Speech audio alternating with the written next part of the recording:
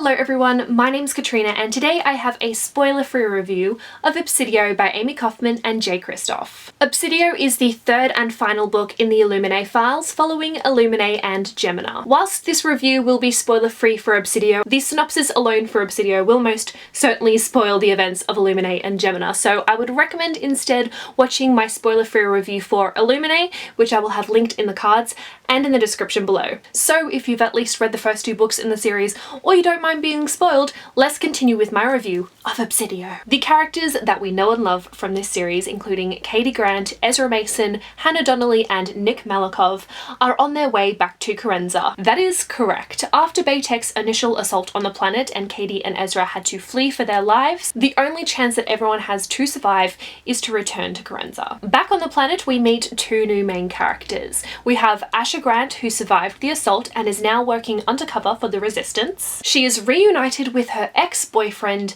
Rhys Lindstrom, who has just landed planetside, and he's working for Baytek. Oh my gosh. If you've read any of the Illuminae Files books, you probably know to expect a roller coaster ride, and that was no different with this one. Once again, the story starts out tense, but kind of manageable. At the beginning of Obsidio, we are reunited with our favorite characters, but we're also getting to know the new characters, Asha, Rhys, and all of the other side characters on Kerenza. We are following along with the story, wondering what's about to happen next, when shit hits the fan, the action is turned into overdrive, and we are barreling towards the end. Not only of this book, but the series as well. After that introductory period at the beginning of the novel, it is so fast-paced, there is a lot of action going on, but it's all in the best way possible. You don't want to stop reading, you need to keep moving forward to see what's going to happen with the story, how it's all going to end, and will our characters survive? It's because of things like this that this series is quite stressful. It's not a series I would necessarily recommend if you're going through a really stressful time in your life and need a bit of light reading or a pick-me-up. These are the types of books that you need to invest a lot of energy, emotion, and tears into. But it's all worth it in the end, I promise. In comparison to books 1 and 2, I don't think Obsidio had the same amount of shock value. There were some really big plot twists and shocking reveals and things like that we come across throughout the series, but I feel like there was less of that in Obsidio. But nevertheless, I was absolutely hooked. And I just want to mention as well, I read the physical book and then I've recently reread it by listening to the audiobook. If you have not been exposed to the audiobooks for this series, I would highly recommend you look into it. They are absolute masterpieces, I swear. They have a cast of narrators with sound effects and music. It sounds so cinematic and it really gets you engrossed in the story. The characters that we meet throughout the entire series is one of my absolute favorite things about this series, and like I mentioned, in Obsidio we have two new main characters and I really did enjoy their characters. We have Asha, who is kind but fierce, and Rhys, who is really clever and empathetic. And my main issue in terms of the characters is that I feel like we didn't have enough time with Asha and Rhys to connect with them enough, especially in comparison with the first two books in the series. In Illuminae, it is solely focusing on Katie and Ezra and Aiden. In Gemina, we are spending the majority of the time with Hannah and Nick, and the other characters only have a really small presence towards the end of the novel.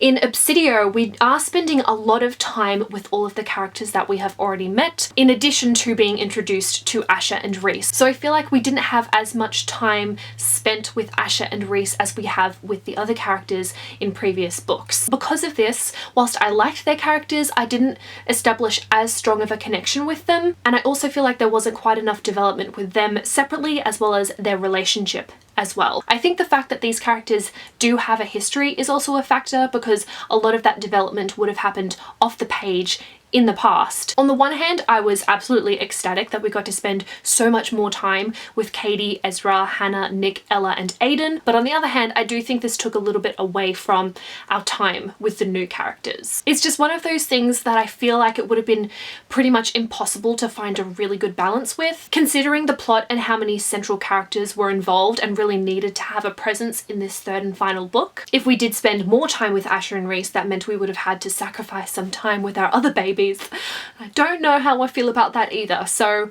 it's just a bit of a catch-22. One thing that I found really interesting was the dynamic between Hannah, and Nick. Things got really intense in Gemina, you know, with the fighting and the death and the black hole shenanigans. They were in a really high stress situation, their lives were on the line, so emotions would have been amplified. In Obsidio, although the war has not yet been won, there is a little bit of a lull period in here, and I thought it was really interesting to see the relationship between Hannah and Nick, because they're finally given the chance to actually think about how they feel about each other, so I really appreciated that. I also really appreciated Aiden. Aiden is my favourite, and that was the one thing that I was really sad about in Gemina, was that we didn't get to see as much of Aiden, but is there plenty of Aiden in Obsidio. Aiden is just such a fascinating character because it is an artificial intelligence, so it isn't human, but in some situations it really does act human, so you kind of forget about that fact, and then all of a sudden something happens, Aiden does something, and you're like, oh yeah, it is a bunch of ones and zeros really, and it can't be treated as human. We can't have the same expectations about Aiden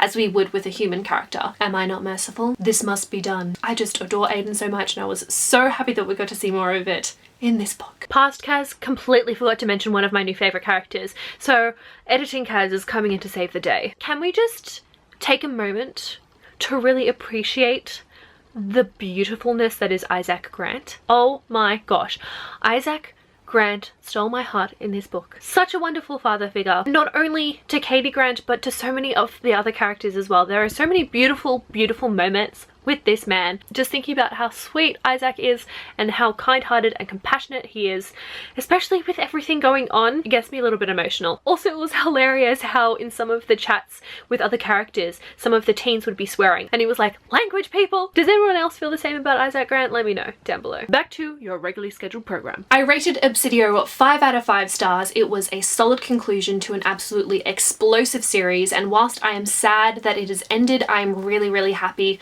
with the conclusion that we got. I would like to thank the lovely authors for providing me with a copy of the book to read and review. You guys are amazing, and I also have a special thanks to the Sydney Writers' Festival who has kindly sponsored this video. Of course, all of my thoughts and opinions are my own, but basically Jay Kristoff is attending the Sydney Writers' Festival this year, which is super exciting. Jay Kristoff will be at 3 events. There is the Architects of New Worlds and the Future of Writing panels on Saturday the 5th of May for All Day YA, as well as a lecture on Sunday the 6th of May called Jay Kristoff on the Evolution of Sci-Fi. If you guys are attending the Sydney Writers' Festival and would like to know a little bit more about the events Jay is on, I will have information and links in the description below. And to finish up, thank you so much for watching this review. I hope you enjoyed it. I would absolutely love to hear your thoughts on Obsidio down in the comment section below.